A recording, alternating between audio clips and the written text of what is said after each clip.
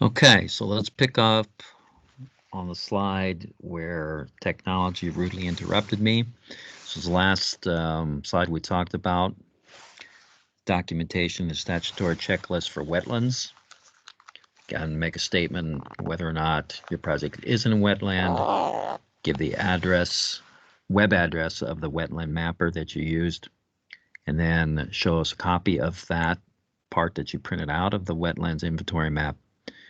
And if you had to do the 8-step process, talk about that. Tell us that you went through that and any publications associated with the wetlands process.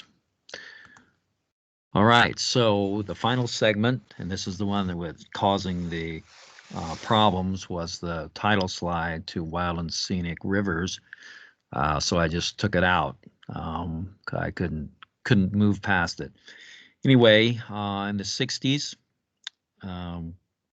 it was recognized that some rivers were being polluted and damaged. So the Wild and Scenic Rivers Act was passed, 1968.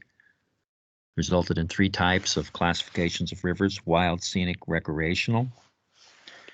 And 3 types of rivers are protected: designated, study, and potential. We have 1 study river in Iowa and 5 potential, and they do qualify for protections under this act. So it is protocol, again, to protect these rivers. So you need to determine if your action could affect one of them. For instance, some expansion of facilities, demolition, new construction. Appropriate triggers to look at if your project is less than a mile back from a river, back from the actual bank of the river, 10 to 20 miles upstream or 10 miles downstream. If you actually even recognize that, that's kind of a one that will take a little bit of research with a map.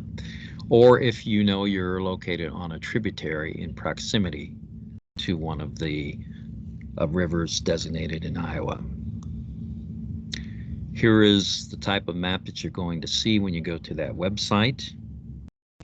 And then you can find the rivers, zoom in, locate your project, and see what your proximity is. And what do you need to show in the checklist? Make a statement. Your project is or not within 1 mile of a designated river or one of the other triggers. If it is, will it have an effect? Print the map from the website. And if you might have an adverse effect, you need to consult with the National Park Service about that. And that concludes the training. So a lot of information in these 4 segments, and there are questions that you may have. You can feel free to contact me as you go through individual projects. If you're having difficulty with any of the components, let me know. There is further detail to be had on many of these subjects, and I would be glad to explore that with you and help you out in getting through your review. So thank you for your time.